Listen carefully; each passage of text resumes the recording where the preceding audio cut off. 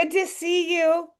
Ladies and gentlemen, we are waiting on one of our speakers, but we're going to go ahead and get started. First, welcome to our first quarterly meeting of 2026, an ecosystem approach to AI. We're going to have a conversation about policy, skilling, the community, and specifically how this community can really drive policy around AI. 24 and 25, we focused more on very specific populations and trying to drill down into what those populations and their needs were around digital inclusion. This next fiscal year, we're going to broaden our focus a little bit and really focus on AI, healthcare, and workforce. So we're very, very pleased you're here. I see some of your faces and am excited about that.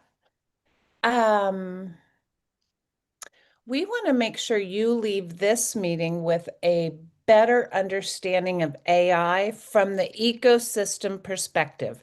How should we be asking our leaders, our change makers, ourselves to guide AI policy to make sure we have opportunities and folks understand the risks? If you have any questions during the presentation, you can drop them in the chat box. We will get to that at the end of our speakers. You'll see a couple different things this year as we change things up. First, you'll note there are quarterly live stream community council meetings. Those are open to anyone. You're welcome to invite anyone, forward the invite. You don't need to be a partner to join those. We will have smaller community council meetings, very, very focused on specific topics. At the end of this conversation, I'll be asking folks who would be willing to participate in a smaller conversation around AI policy development. Very soon, I'll be asking for a smaller group to work in a focus group with us, looking at our programmatic components and making sure all of those are meeting community needs. So you'll see still lots of meetings going on. We're just really segmenting them out by topic area, interest area, and the ability to dig deeper into a specific area. I'm going to start today with, I'm just going to admit someone. Hi, Desiree. A quote that as I was doing my research really, really impacted me, and I hope it impacts you. Technology enables our work. It does not excuse our judgment or our accountability. And I really see that as our guiding star in the ecosystem, as that it is imperative that our voice is heard and that we have a collective voice that is strong and that we are building together what we want to see in the world. Can someone tell me if Charlitta jumped in? She has not yet. I did see Jamar and I saw Megan, but I do not see Charlitta, I don't believe. Let me try one more time. No. Yep. So first, I'd like to warmly welcome all our guests, all our panelists, and we appreciate your time, your insight, and your commitment to community because I've spoken with you all deeply, and that commitment to community is certainly there. After we've round robined our introductions, we'll get right to it. We'll go one speaker at a time, and then we will take time, and then we'll get to some partner updates. Then we will see you again December 4th for the next large community council meeting that's going to be focused on some local research. So Megan, let me just ask you, would you like to sub in for Charlitta, or do you want me to just move along and we'll be patient? I just pinged Jamar to see if he can give her a call. So maybe we'll move on to the next speaker and come back. And if she's not here, I can sub in. Okay, Michael, if you're comfortable, well, let's go around Michael, Lo, and Todd. If you could introduce yourselves, and then we will get started. Yeah, absolutely. Thank you, Amy. And so wonderful to see so many familiar faces. My name is Mike Terrell. I'm the Senior Managing Director for Scholas, North Carolina. For those of you who aren't familiar with us, we are a workforce development and economic mobility organization that provides cost-free technology training to folks both in the greater Charlotte area and across the state of North Carolina. Launched here in 2020, and since then we have enrolled over 1,000 people across the state, helping create over $29 million in new wages for our neighbors, both here in Charlotte and around the state. So really excited to be here. Thank you so much for having me on. That is so cool. Todd, could you tell us about you? Sure. My name's Todd Reavis. I'm the technical lead at Apparo. I think you guys were all expecting to see Jennifer Ray, one of my colleagues here today. Jennifer was traveling this morning and got caught up in some sort of airline snafu, so she couldn't make it. For those of you who don't know about Apparo, we are a nonprofit. We work with other nonprofits, and our mission is to amplify nonprofit impact through technology and process improvement. So conversations like this around AI, inclusion, and community, these are central to the work that we do every day. Happy to be here. Thank you. Lo? Hi, everybody. My name is Lo Terry. I work as the AI implementation manager at Human IT. Human IT is the nation's largest digital inclusion nonprofit, and we have delivered we've delivered digital connectivity solutions to hundreds of thousands of households, which certainly has equated to millions of people being helped. And just this year, we have made a number of very notable forays into AI programming for people who are left on the wrong side of the digital divide. I just want to say also to CDE, thank you so much for inviting me. And as somebody who went to high school and college in North Carolina and still holds a ton of affinity for that state, it is really my honor to be here with all of you. Well, just so you know, whenever you're here, our office is open to you. So, Yes. and finally, Charlitta, could you introduce yourself? Absolutely. Good afternoon, everybody. I am Charlitta from Charlotte. I work for the city of Charlotte, and I am the Chief Data and Analytics Officer. And so I'm super excited to be able to share space, and my apologies for being late, but it feels like I'm right on time. You're right on time. And we're going to go ahead and get started with you because I know you needed to get out a little bit early today. So we appreciate you, of course, taking the time.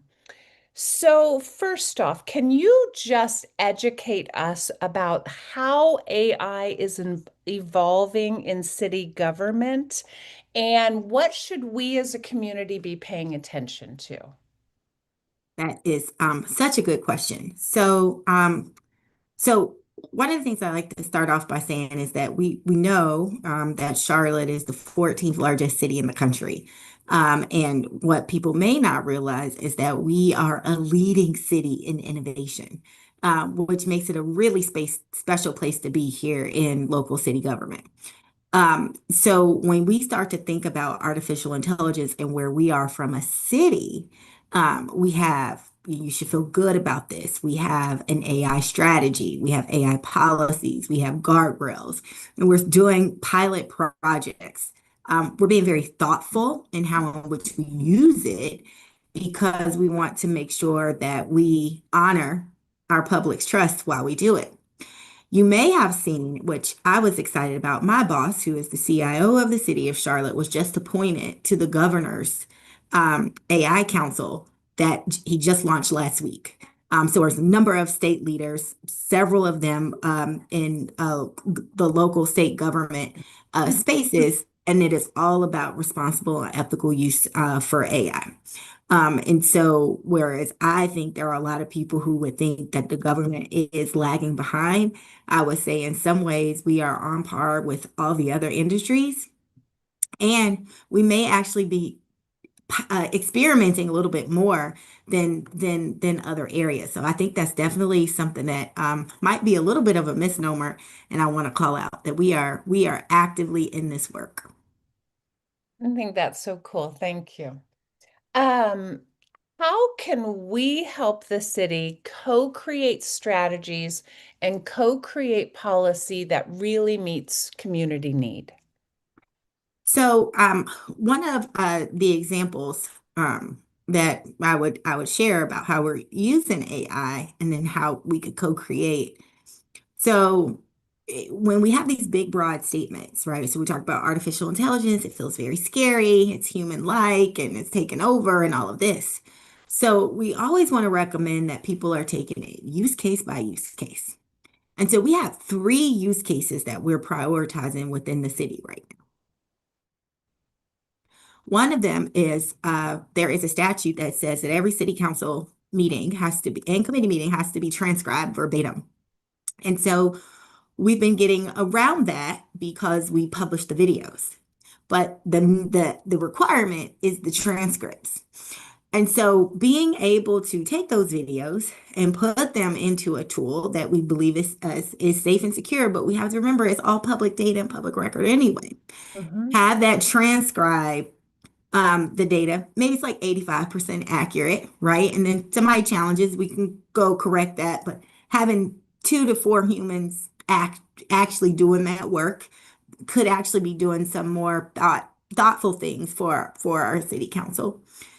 But then we have all this unstructured data that we would be able to hear themes and predictions from our residents that may not seem like a big deal in one isolated meeting. But if you're able to take data over several years, you may see some things emerge in which we could replay back and meet those needs of the residents.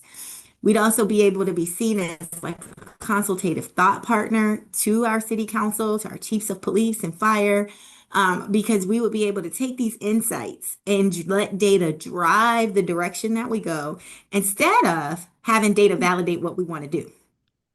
So that is one example. So then when you think about where does the community come into that? So in order to do AI like safely and build that trust, we need to be bringing in our community partners, our residents into these conversations on our governance committees, potentially even standing up a city council advisory board specifically for AI, being very transparent about how we're using data, bringing the community along the journey, but not just from a tell perspective, but truly in that co-creation and solutioning. So in theory, I would invite you all to kind of lean in, get curious about what we're doing here at the City of Charlotte. And when there is a call to serve, that you actually say yes. Okay, yes, we will. We'll be there. I'm That was easy. I'm curious, in the initial experiment, have you seen any patterns of community voice come out where you're like, oh, that, just as we play around with this, it's been fun to see that we might have missed this?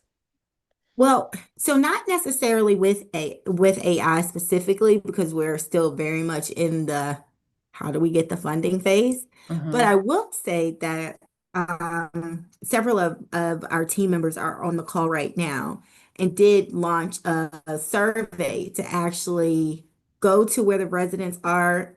Your partnerships help us get that feedback as well. We went to community events, went to the library, we sit it out and to get the feedback. And one of the things that we found very interesting is that 87% of the calls that came in to our contact center, which is 311, our resident facing contact center, was related to bulky trash pickup. And then you go further to that, it's because if I change my mind and change the date, I can't do that online. Low hanging fruit that could allow us to spend more time with people who are calling about more complex things. We also know that 60% of the calls that come into the contact center are related to Charlotte Water. Well, our department that takes those calls don't actually have all of the access that they need to resolve those calls on first call resolution. So those are 2 things that we've been taking to the departments to say, hey, like this is something that we believe that is not astronomical in cost, but astronomical in value and could really free up your capacity. Charlitta, thank you. That's fascinating to me. How can we, Right? It's so it simple, is, right? it Like you're just really like, is. what? How can we as a community talk at the systemic level and eventually the granular level about the ethical use of AI? Oh, so what I will start off by saying is when we use that word ethics, the reason why it makes folks nervous is because everybody's ethics are different. And so you cannot assume that all of our ethics are the same. So you have got to name it and you have got to define it for your departments and for the community exactly what you mean. I was actually facilitating a conversation on generative AI ethics today at Johnson C. Smith for small businesses. And the question came up with if I copy and paste what I received out of Chat GPT into basically my company policies, does that count as unethical? I'm like, what do you think? I mean, did you write any of it? Are you going to cite it? Are you, what is your role in disclosing it? Are you being transparent? Is any of these your thoughts? And we have to ask those questions, right? And so I think that for us as a community, we need to say that this is our standard, regardless of what it is. And it doesn't mean if someone doesn't have the same standard that we're following is wrong. It doesn't mean that at all. But we just need to know going in. And it is very important that we are critical in how in which we talk about ethics and not assume that everybody on our team is going to follow that. So, how do we make sure we're being transparent? How do we make sure we're accountable? We will always have a human in the loop. We will not outsource our entire process to an AI tool without having any human intervention. We will make sure that we look at audit trails and reports, and we will have a meeting with the public and disclose this every quarter. So we need to define those and name them so that we have ethics embedded in the system. The last thing I'll say on it is it's like equity, DEI, right? If you have it on the outside and you're doing it as an afterthought, you're always trying to catch up. But if we build in ethics from the beginning, it's just who we are, and that's who we want to be. Yeah, and that is great guidance for us in the very beginning of define our ethics first. Great, great feedback. And then on the kind of local level, practically, what does AI mean in terms of community and local governments and how they should be directing that work for a community? And I say directing, let's pick a better word, collaborating.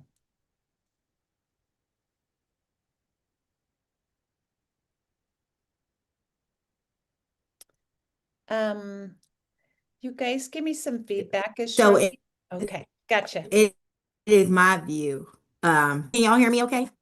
Mhm. Can y'all hear me okay? Yeah. Okay. So it is my belief that you're not doing this at your own will. Everything we do is for the residents and for our community. So how can we go off in a silo and design these tools or use these tools without our community with us? If we do that, then what is exactly our outcome that we're looking for? So I would say that it is our responsibility as state and local government to bring the community with us, and have them at the table at every phase. Love it. Charlitta, I know you may have to drop early. If the community has questions, I know you have other team members here with us today, but can we reach out if there's anything where we'd like a response to in case you're not here later for questions? Yes, you can, but I have to shout out. I definitely know that Megan and Jamar are on. Pernell may be on as well. They prep me for this so that you are in better hands with them than me, but I will be on. I'm excited to hear from our other fellow panelists, and thank y'all for your grace. Thank you for your insight. We appreciate it.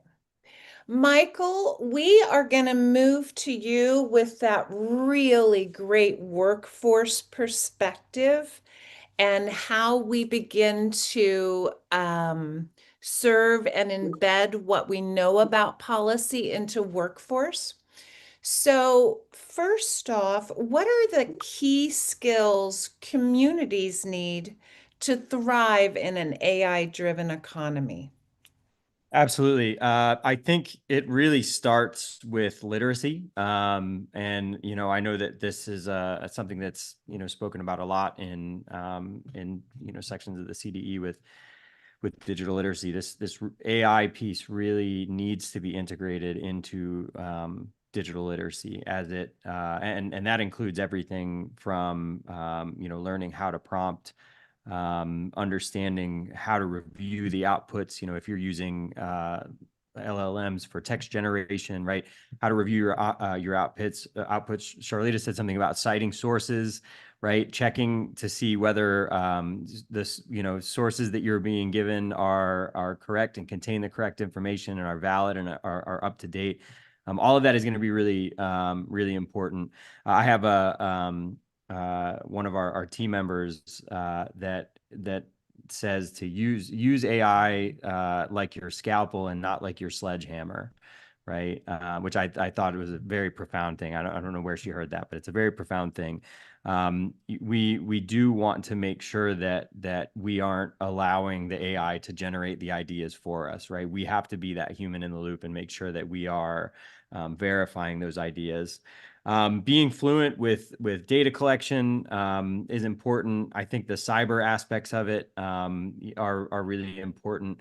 It's becoming really, really hard to tell. I think when the language models first started sort of making their appearance in our LinkedIn feeds, I'll use that as an example. It was usually pretty easy to tell when somebody used ChatGPT or one of the models to create a prompt or to create an output for someone. And these models are evolving; they're becoming smarter, right? So when we think about the cyber aspect of this, thinking about things like phishing, right? Thinking about things like checking your emails and text messages and making sure that the things that you're hearing, and the responses that you're getting really sound like they're human, right? So it's always kind of keeping that cybersecurity sort of at the forefront of your mind. And then I think really the other big thing is just to remember like the really important human skills that we all sort of already have, right? And to try and put those at the forefront. Communication, problem framing, teamwork, and being sort of agile when it comes to change, right? These language models especially are, and I'm sure many people are using them. They give a lot of responses that are overwhelmingly positive, right? Yeah. And it's always funny. Like you can come away from a conversation with ChatGPT feeling really great. But we need to remember that the human skills have to come first. Those human skills really have to be leaned on as we're really going to be entering the space or already in the space where we're kind of deciphering often what has been generated with AI help and what's actual human interaction. Can you go back for a moment and really expand on that fluent in data collection comment? What are you looking for in that comment? Yeah, I think data's one part of the story, right? And I tell my team this all the time. Yeah, we pull a lot of data, we share a lot of data with CDE. Data is always one part of the story, but there's often really important context sort of behind that data. And I think when I think of that fluency in data collection, that's really what I'm thinking of. It's not only being able to pull data points, right, but also being able to really dig in and understand things that data might infer. Understanding maybe having the ability to sort of zoom out and look at the data at a meta level. I think it's really important because otherwise you may just be taking data at face value. Love it. So, Michael, you talk to industry all day. What are you hearing in terms of AI? It is everywhere. And it's interesting. I feel like we have started to see so many internally developed tools at partners things like internally developed co-pilots. I mean, so many of the organizations that I run across have their own internally developed GPTs and co-pilots. And going back to that first question, right? I think when we're looking at how we think about pipelining workforce into some of these companies, into some of these partners, that fluency and how to use that, how to leverage that to be better at your job, and how to do that in a safe and ethical way is a really important piece. I think companies are going to be shifting to want to see portfolios. They're going to want to be, they're going to want to have help understanding how you've used these tools, right? And this may not be in the super near future, but I could see this in the next couple of years, right?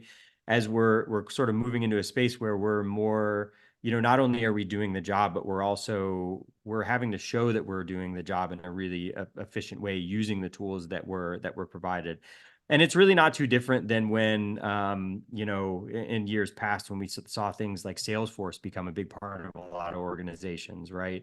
Companies started putting Salesforce as, that's a tool, or even go back to Microsoft Office, right? These tools roll out, and companies want to know that you have some experience with them and that you use them. The good thing, I think, about all of the AI tools that exist right now is that there are a lot of them, and it's not too hard to really just get started in sort of figuring things out and playing around. Entry level roles are going to change. They're already starting to change. We're seeing a lot of stuff happening in the low code, no code software development space, which is doing a little bit of disruption. And I think this is kind of like the frontier of the disruption in the tech space, is seeing some of those software engineering roles sort of shift a little bit. But we're also going to see that in a lot of other tech roles, and even in some non-technical roles. And so that shift is really important to consider. You're going to be a more valuable candidate if you have some experience and you can demonstrate some experience in using some of these tools. And then I think, the one thing that does still really stand, really kind of back to that sort of human piece. There's going to be a nuance there's going to continue to be a nuance in every different industry and sector. So whether you're talking about healthcare or advanced manufacturing, or finance or logistics, there's going to be individual nuances in there, in each of these fields that folks are looking for. And I think that these are things that they're already looking for, right? And this is just going to be sort of amplified a little bit by the fact that now you are going to have to start taking all of this AI stuff into consideration, and how you really are able to display that you can perform in a role in one of those fields. I'm changing on you a little bit here. Okay. One of Scholas's superpowers is ensuring service to the most under-resourced people in a community. It's truly your superpower. How do we transfer that into the community? What should we be thinking about to ensure that under-resourced areas are getting the tools they need?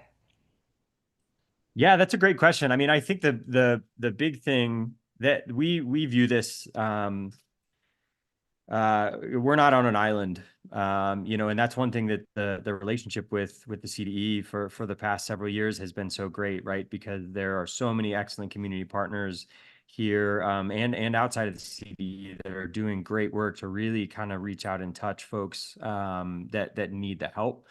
And so I think just putting partnerships first is going to be super important here, in making sure that the information is disseminated. I remember when we first, started working with the CDE, and the big conversation was around how do we let people know that this stuff is available, right? It's available. It's either low cost or no cost. That is really going to be kind of the key, is sort of being able to have a really good group of partners with which you can sort of disseminate the information to the constituents that those folks are serving. And with the AI piece, I think that there's there are resources out there. I think we're in the process of developing some resources too. We're going to be rolling out some AI courses that we're certainly going to be able to connect with the CDE. But I'm also working with some folks to try and develop something akin to like workshops or sandboxes where people can really sort of do some playing around. And again, just getting started. And I think that's going to be like the most important part is like, you all do the work, you all and partners that do the work of, ensuring the broadband access, getting the devices out, doing that digital literacy work. All of those folks that you're touching, right? Those folks are going to need to have the ability to know what the next step is. And I think that this is going to be a really critical next step for a lot of folks who are looking to enter or re-enter the workforce. Yeah. So back to Charlitta's comment about start at the beginning, whether it's DEI or ethics or whatever. How are you starting at the beginning in terms of policy development as it relates to workforce with your students? Like, how are you thinking about that in terms of the service to your students? Did that question Yeah, make so I think so. I mean, we are we started a very wide open aperture, I guess would be a good way to put it.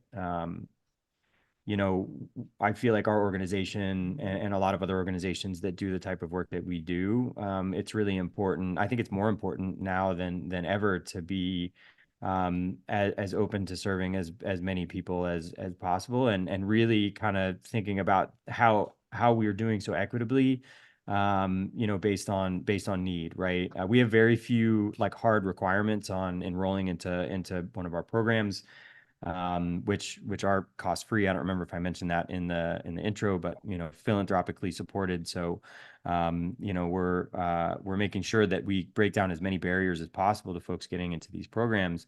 And we have very few requirements, 18 and over, work authorization in the United States, high school diploma or GED, which I understand that could be a little bit of a barrier, but there are other organizations out there that don't require that. And then really the big one is we have an income requirement, right? And it's below 80% of the AMI for the region. And so, really it's, as we think about how we're designing ourselves for maximum impact, it's making sure that we are focusing on the widest swath of the population, which is the swath of the population that needs the most support.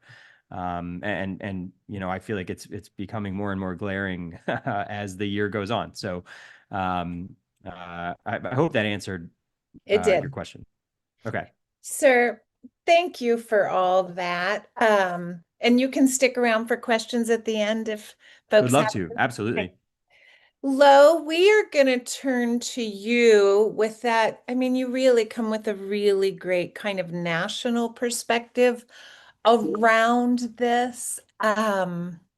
This first question is like, what are the basics?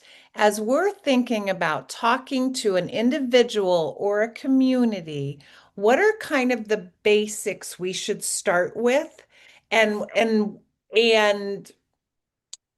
and then kind of weave that in, how are we going to narrow that gap? Yeah.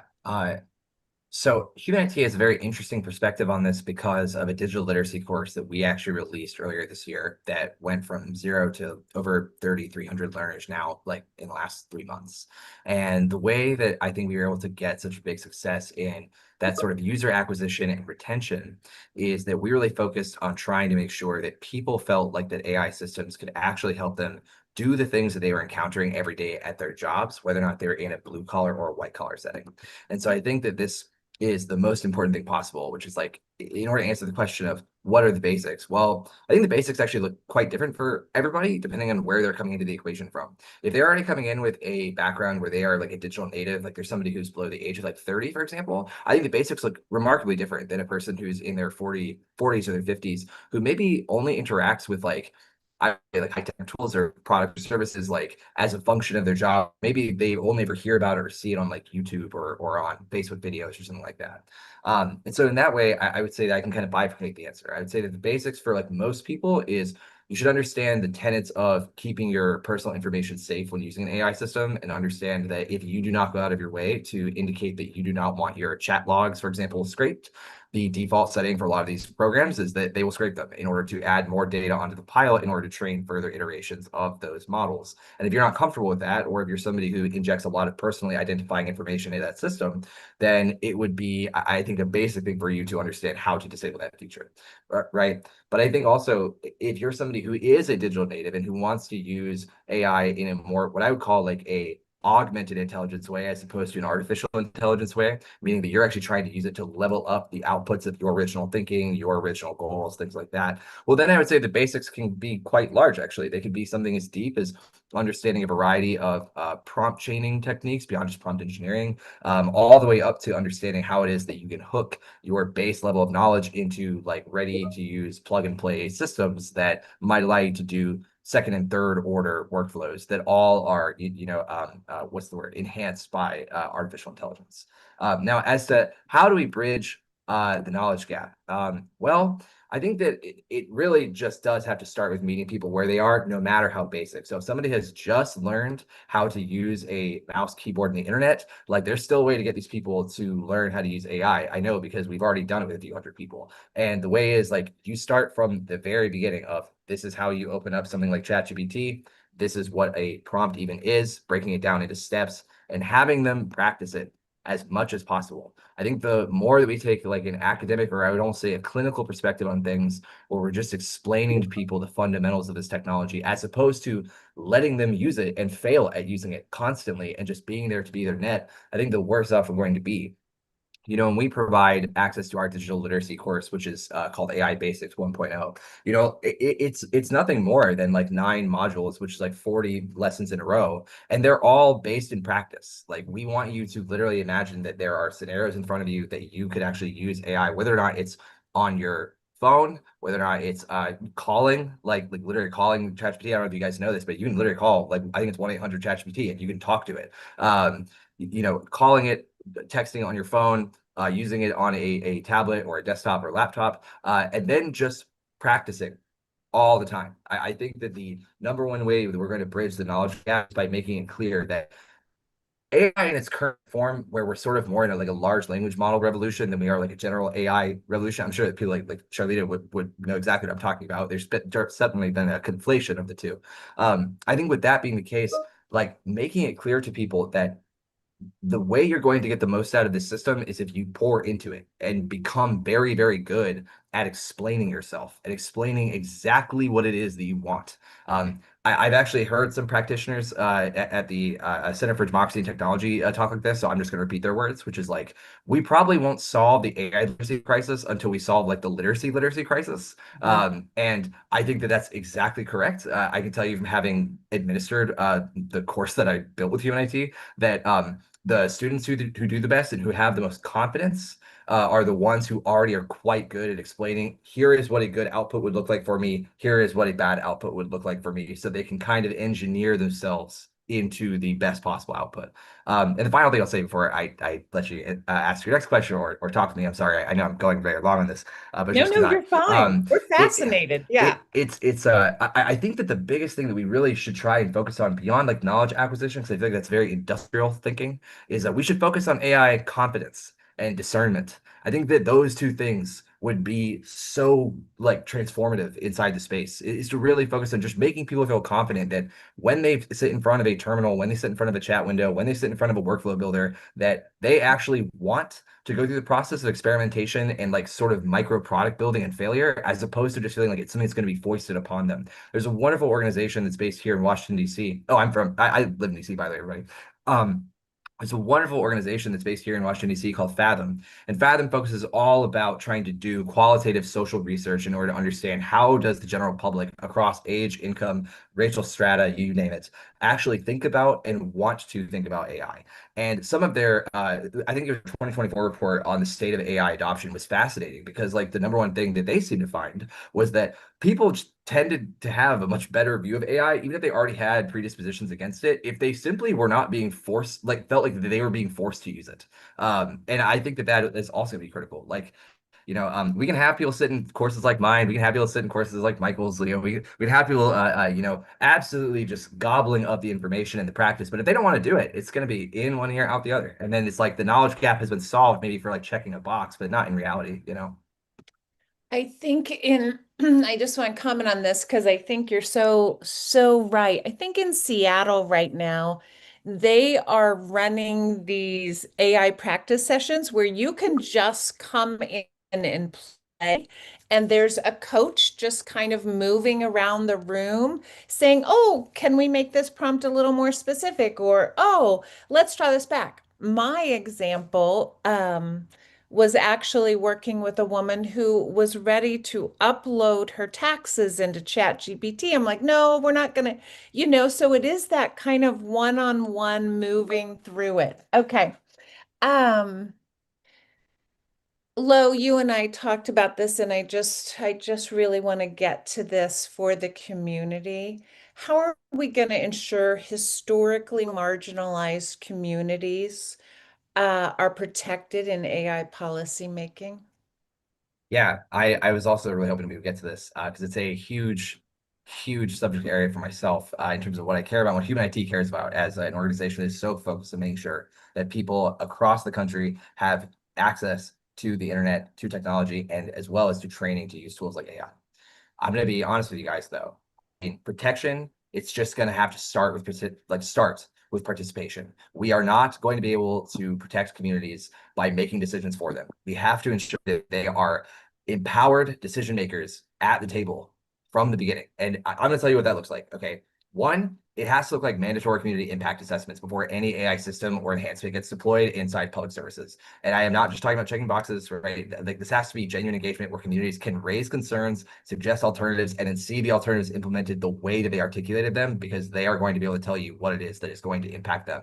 And then, I mean, the reason for this, of course, just to make it clear, is because we have already seen what happens without this, right? Like hiring algorithms that screen out qualified candidates from marginalized communities, health AI that misdiagnoses conditions, and lending algorithms that perpetuate, financial redlining. Like it's just not. It's not feasible for us to consider any other future where this isn't a priority.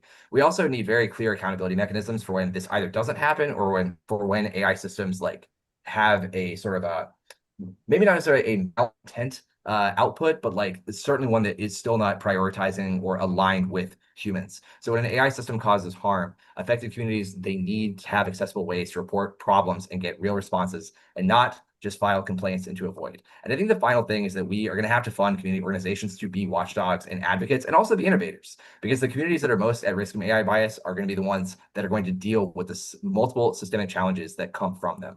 So that means that we need to put resources and support to engage meaningfully with them in policy discussions, but also once the policy discussions are done, we need to be there with them and constantly like making sure that whatever it is that they're seeing on the ground is elevated back up to the policy circles to ensure that whatever gets made next is made to align with the communities that is going to impact. It has to just be like a top to bottom, chain that is constantly feeding back into itself.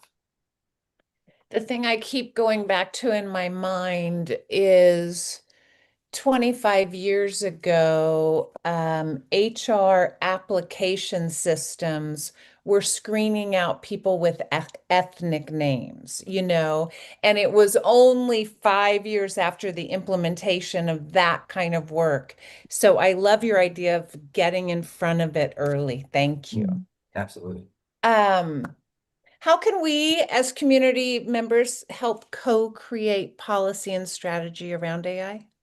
Well, I think that we have to remember that building real power for systems that are still nascent like this is going to have to come from like building the power at multiple levels simultaneously. and just allowing the different levels to inform each other and then pivot at the same time. So at the local level, is communities should work with their city councils and with county boards to just do things like establish AI principles for government services. And at least in human IT's work, like we've seen most success when residents organize to demand specific things, like algorithmic audits of city systems or like moratoriums on facial recognition. And at the organizational level, then workers and service users can also push institutions that they're at to adopt responsible AI practices. So this could be anything from like employees at a hospital questioning an AI diagnostic tool, or parents asking how their school districts are using predictive algorithms, because grassroots pressure does create change. We know this, we've seen it enough. It's just been proven. And also, I think that really we need new models of public participation altogether. Like traditional public comment periods don't necessarily work for communities that are juggling multiple jobs or have caregiving responsibilities. So we should probably try and experiment and encourage people to experiment with participatory budgeting for AI projects, or community juries that review AI deployments, or even like co-design workshops that allow the affected communities to actually understand and see what an AI tool would actually do if certain, toggles were actually turned on or off.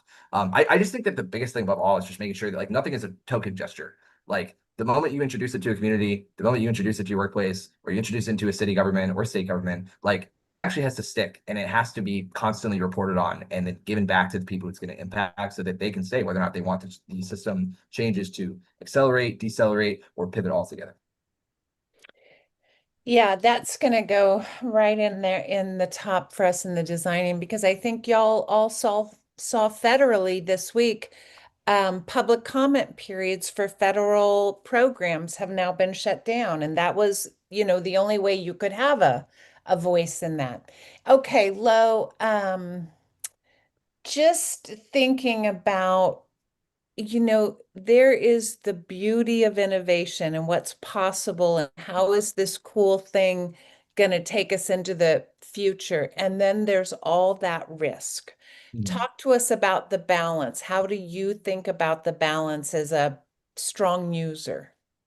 I think I would reframe this question slightly. I don't necessarily think that you have to balance regulation with innovation. I think that what you need to recognize is that like when we steer innovation to public benefit towards public benefit itself, then this makes it so that any regulation actually drives better innovation by pushing companies to solve real problems instead of just taking shortcuts that they can then claim are innovative because they either absolutely like stratosphere the bottom line or something like that. So I would say that like again, I'm gonna sound like a broken record, but again, it's partially just because like I very much care about making sure that there is a real, genuine, from the bottom up movement towards AI innovation and adoption. But it really does look like clear liability frameworks that actually will hold organizations responsible for the impacts of their AI systems, and also give them credit in that they are doing things for the public good, making very clear public infrastructure investments where possible. I understand that obviously this is mired in a lot of complexity because of the interplay between federal and state and local money that has to be exchanged with grant programs that, of course, as we saw this year, can be completely gutted if the federal government wants to. But at least trying to create frameworks for public infrastructure investments that ensure everyone can participate in the AI economy. And this can also look like more than just AI, though. This can also look like universal broadband, or at least subsidized broadband, or public compute resources for researchers and for nonprofits, or open data sets that people can always be looking at, always adding to, assuming that there is, of course, audits for the security of those data sets. And I would say the final thing too is just like flexible and structured principles, right? That like actually evolve with the technology that while maintaining core protections. And I think that above all, the big thing I really want to say as a response to this question is that we should probably just be like measuring innovation differently altogether. Like instead of asking like how fast can we deploy AI, or how many things can we get AI, like we should ask like how many people does this AI system serve well, or how many problems is AI actually solving for people right now, not hypothetical ones, not ones that are like based in dependencies that already suggest there needs to be a certain base layer of adoption, but like what are the problems for real people, real workers that AI can really solve right now without it having to come at some immense public cost or immense environmental costs? Because I think that if we change those metrics, we will change the game altogether. Yeah. And we can all start with simple things like, where are the food deserts in this zip code, and how can I get better food? Again, we can start there, and we'd love to. Guys, we'll put this in the chat box later, but Lo has provided us all the training he was referencing. And then Todd, we're going to move to you. I'm just so we make sure we leave time for these great community questions. So, hi, Todd. We've read over and over again that the greatest opportunity for AI right now is in the entrepreneurial and not-for-profit space because that's the potential. What are you hearing from the organizations you serve around not only potential, but what they need? Well, what we're hearing at Apparo, I mean, nonprofits, as a rule, they're really excited about AI because it allows them to do more with less. I mean, nonprofits typically they're understaffed, they're underfunded, so AI helps them. It helps them stretch their capacity. I mean, even things like, you know, the ability to automate things like donor thank you letters, volunteer scheduling, even meeting notes. I mean, these things they free up time for what matters, which is furthering their mission, serving the community. Um, you know, we're seeing opportunities in fundraising and engagement. AI tools are they're helping nonprofits analyze donor data, personalized communications, uh, draft parts of grant applications. I mean, obviously that gives them a better chance of securing funding. Um, and maybe most important, AI can help nonprofits to measure impact. Instead of just telling fundraisers and policymakers stories, they can use actual data to demonstrate outcomes, whether that's meals delivered, jobs secured, families served, whatever the metrics might be.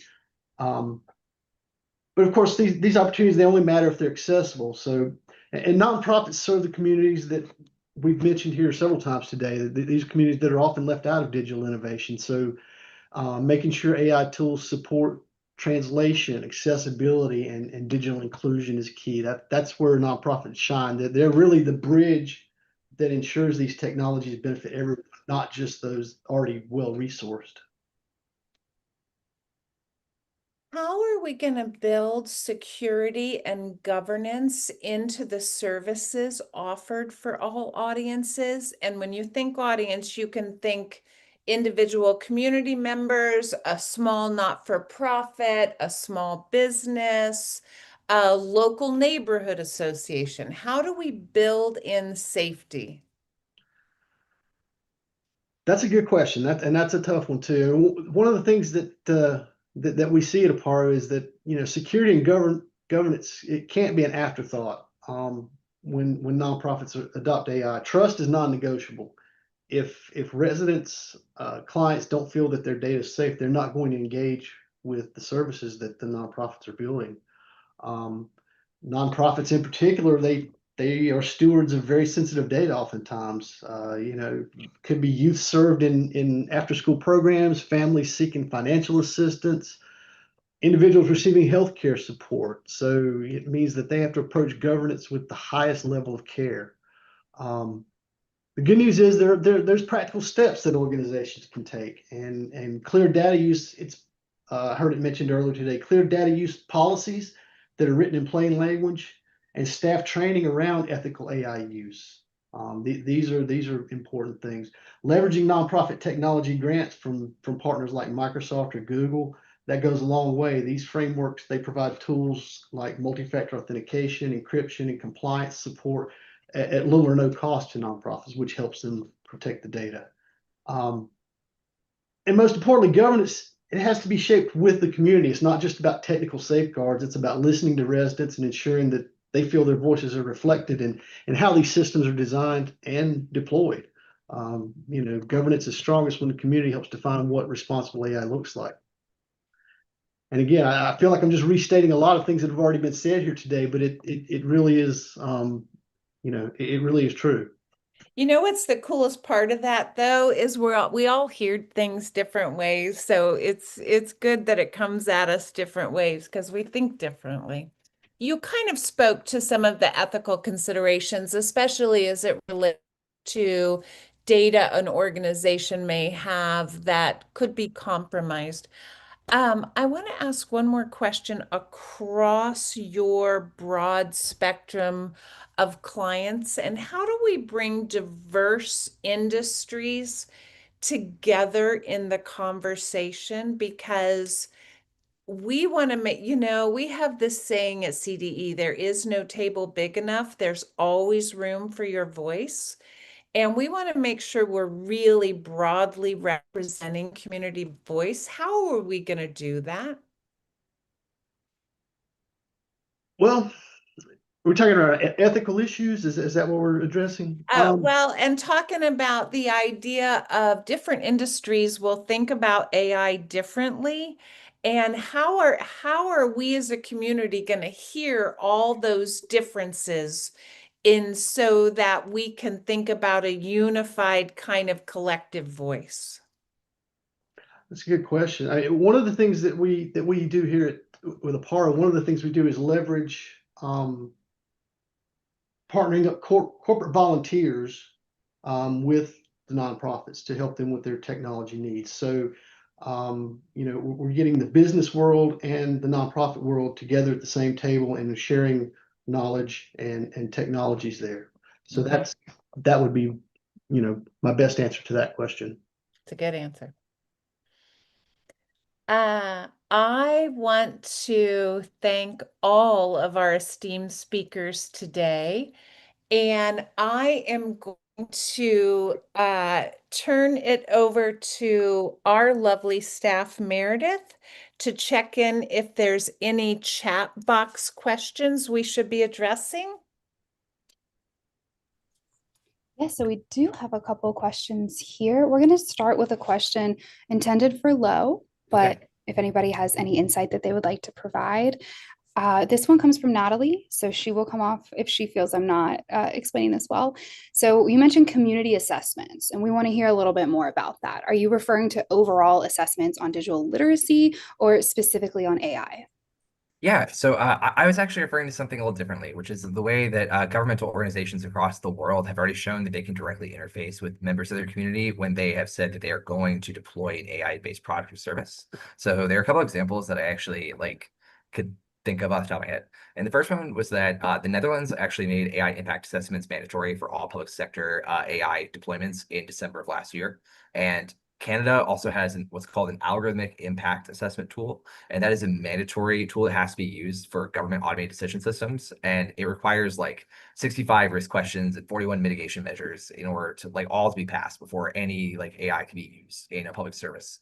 And also here in the United States, NIST actually launched something called ARIA in May of last year, which is specifically used to assess how AI systems function when people interact with AI regularly in realistic settings. And in all cases, they depend on the actual civil servants to go and talk to people, or at the very least to make their answers heavily informed by qualitative data that is gathered from the field in order to inform how they're answering those questions. So in all cases, when I'm calling for more robust versions of these, what I'm really trying to say is that the line between a person's thought, initial concern they have about hearing that AI is going to be used in a government office up to the civil servant or to the program manager to actually implementing that, it should be a straight line, and it should be a very solid one that leaves no room for mistranslation, over or under interpretation. It should just be the feedback from the community members directly informs what that person then goes and tells their entire team about what it is that they're deploying. And in some cases, if certain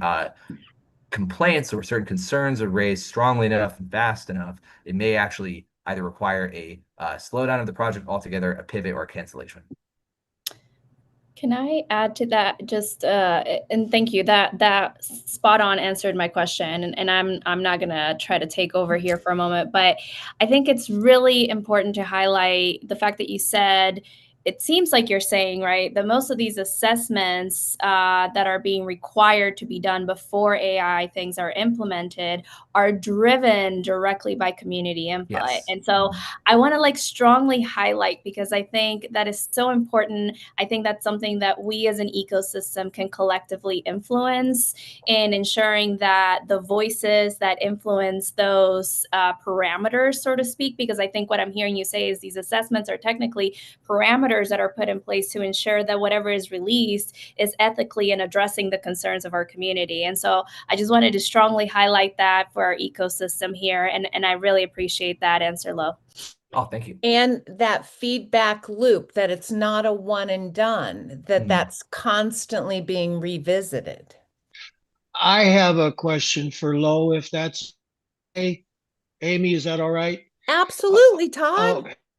Kind of related to, and I'll preface by saying I'm an opinionated old guy, all right? But all of this talk today, I've heard the words policy risk, security, governance, ethics. I could care less.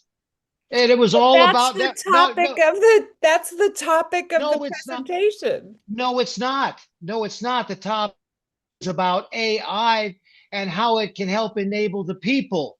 And all of this was about how AI can be structured for organizations.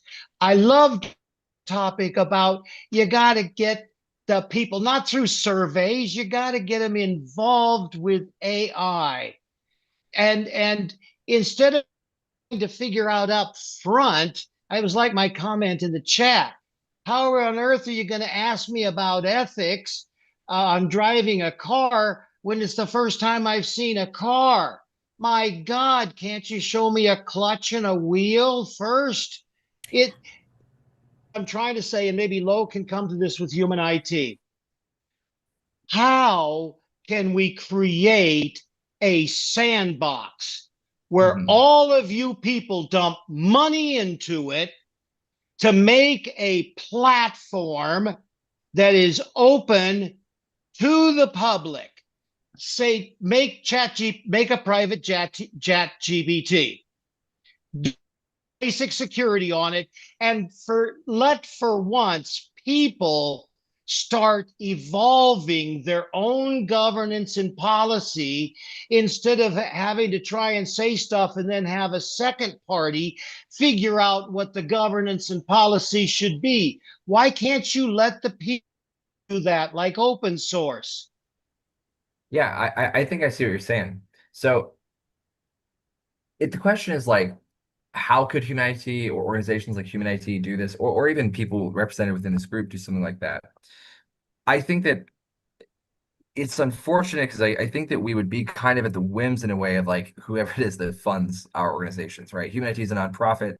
CDE is also a nonprofit, I'm pretty sure. But I will tell you that in the private sector and in the foundation scene, there's a very, very large growing interest in open source development of AI tools and of trying to get more and more people involved in the development of them from the start. And there's also a lot of really wonderful research that's been written in the last couple of years on the concepts of participatory AI, which is this suggestion that people actually get together in smaller cohorts, between 10 and 100 people up to its maximum. And what they do is they all collectively decide through a process of well, I mean, really of like democracy, of what are the actual ethics and the guidelines that any sort of large language model that we would want to fine tune should actually abide by.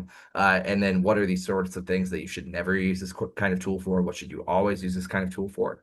And there's actually a lot of really, really wonderful research, Todd, that I'm more than happy to point you to actually show what the output of that is when you do allow people to not only sandbox the final product itself, like just to get more and more practice with it, but also sandbox the creation of the products too. Yeah, look at how open source created their and governance through a moderator. Look, Hugging Face allowed people to learn in depth to the level they wanted to on models and what would be good for them.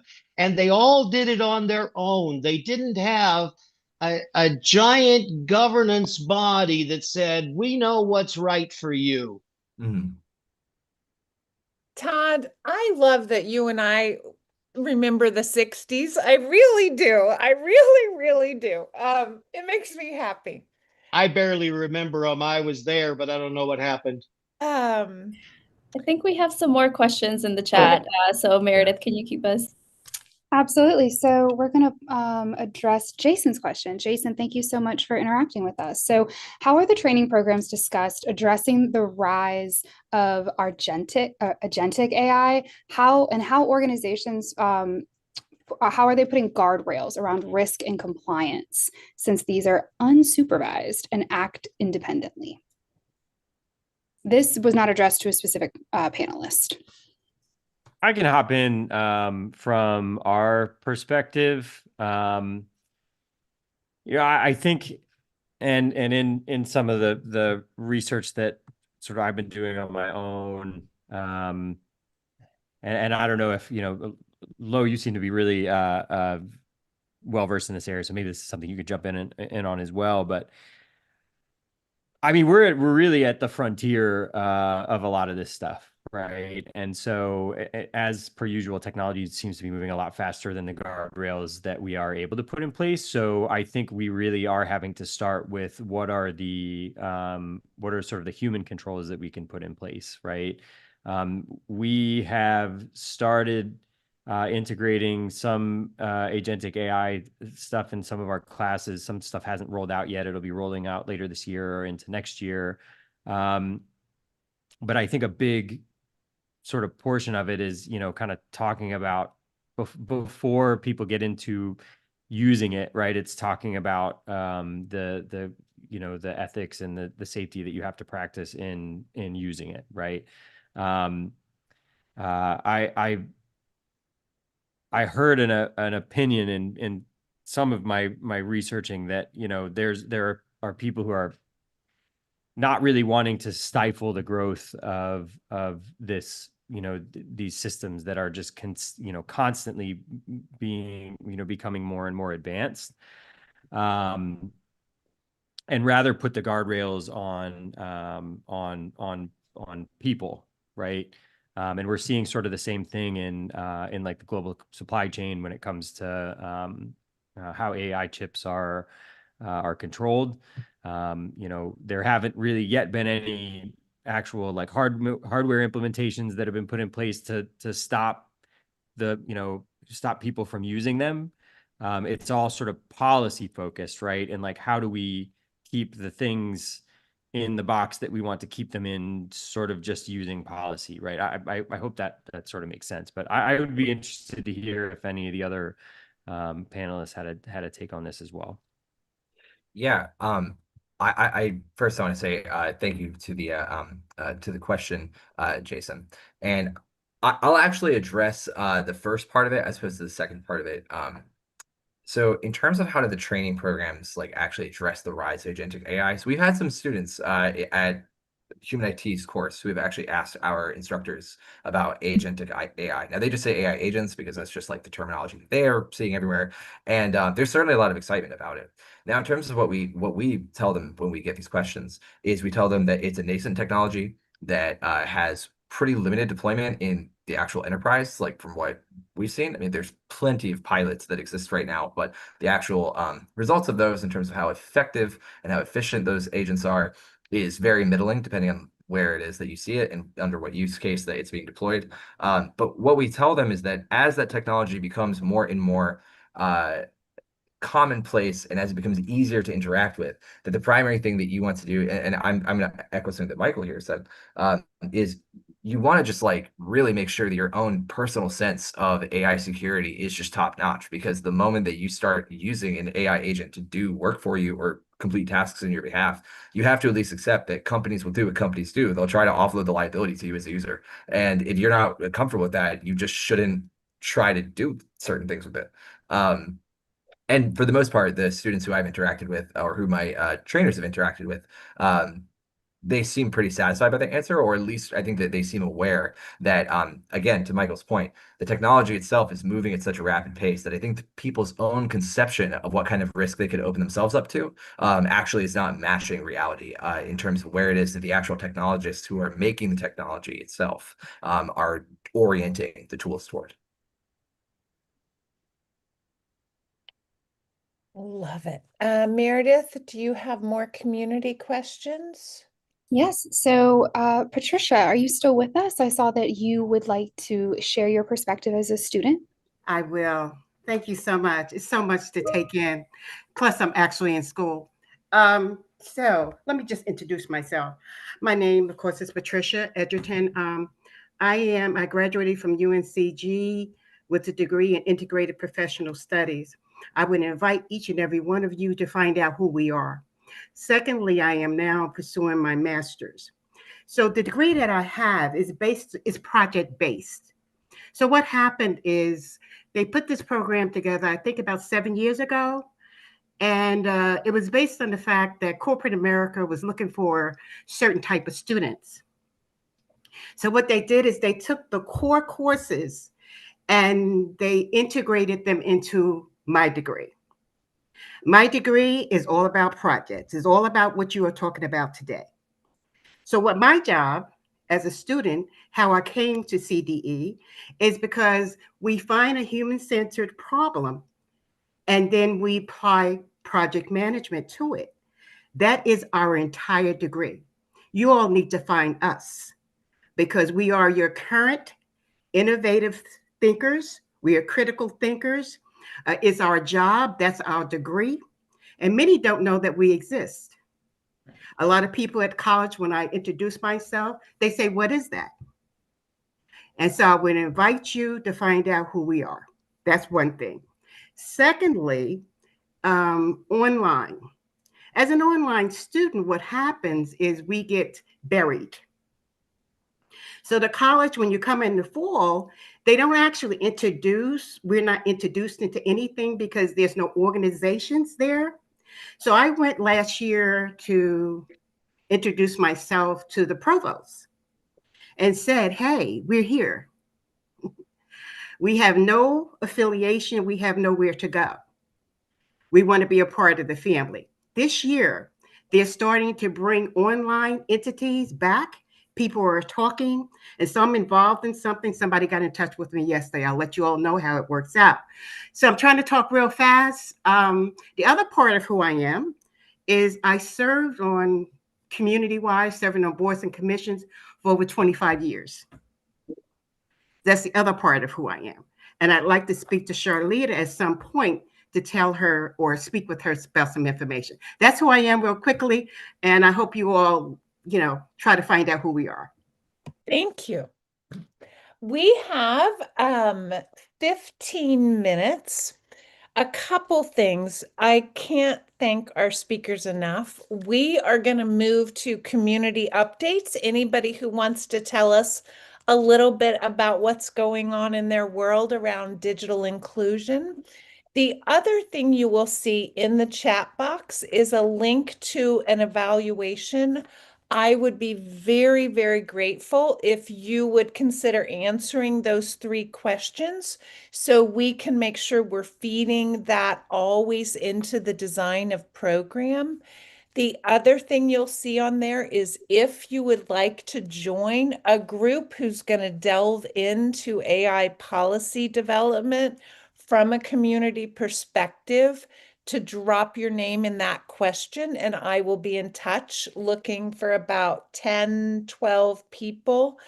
And on that note, I'm going to open it up to the community and any updates we have. I'll go ahead and I'll start us off. So at Human IT, we, as I mentioned earlier, over the summer, we did launch our first AI basics course to the wider world. It is free to take. It is built for people who themselves have probably only ever heard of AI, but probably have not used it. And it is designed to take people from an absolute basic level, like they practically probably have not used it at all, up to the ability to do basic tasks, both personally and professionally. I would encourage all of you to go to Human IT's website if you know people in your community or know organizations in your community, and go to our digital training page and send them the link because it is free for them to take and it is built for them. It is built for them to take on their own time. They can do it whenever they want, however they want to. And also, if you know anybody who's in Detroit, we recently just had our first graduating class of in-person learners at our location on 7 Mile in Detroit, which is fantastic. The majority of them are also senior citizens, which I think is fantastic as well. And yeah, Human IT looks forward to continuing to be a trailblazer in this regard in terms of making sure that people who are not digitally native certainly come out of our courses feeling like they are. Love it.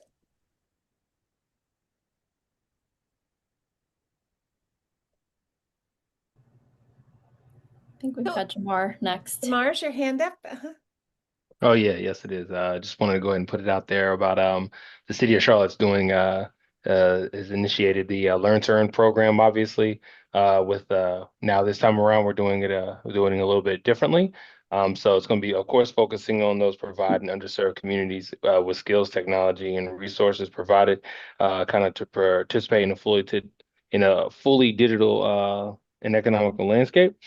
So the city has allocated a little bit over $1.9 million for the funding and support of this effort, which we have partnered and will be administered by Forward. They'll be an administering partner for the Learn to Earn grant. And so they'll be acting as the fiscal agent and managing the competitive grant process to select qualified nonprofit organizations, with BL Wall Consulting as a subcontractor to Ford to support the program through the community outreach, program management, and grantee and technical assistance. So we will be opening up the application October 1st for community business organizations, nonprofits to submit proposals for any further their digital literacy fund opportunities. Jamar, we are excited to hear about more services for more people, man. That's awesome. Kristen? Hi, y'all. It's Kristen Hoover from Lion Services. I just wanted to give a quick update that we received a Tech Rising grant, which is really exciting. We are one of 2 people in the Charlotte community to receive that grant, and it's focused on cybersecurity and AI. So this is a really timely conversation for us. Also wanted to give the Center for Digital Equity a big shout out. Their volunteers have been coming out every Wednesday to our site and working with our sighted employees, who are people who are generally second language learners, and just been doing a fantastic job helping them to have some digital skilling and using their devices. Also wanted to mention that October, which is coming up sooner than we know, is Blindness Awareness Month, and we have a ton of events going on. So I'd encourage all of you to go to our website or follow us on Facebook, Instagram, or LinkedIn and check out some of our events. We have a fundraising walk on October 4th. We have a C beer release party. They made a beer just for us, so that's really fun on 10/10, and that's a free event to attend.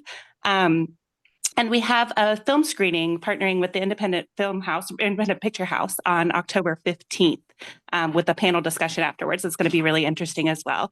So just encourage anyone to follow us and come join us at some of our October events and celebrate people with disabilities. And drink beer. And drink beer, yeah.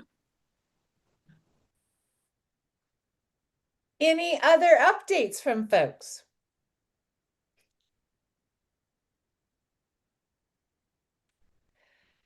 I would just remind you, we have posted the Survey Monkey evaluation. Really need your feedback and really looking for folks who want to dig in a little deeper to this conversation.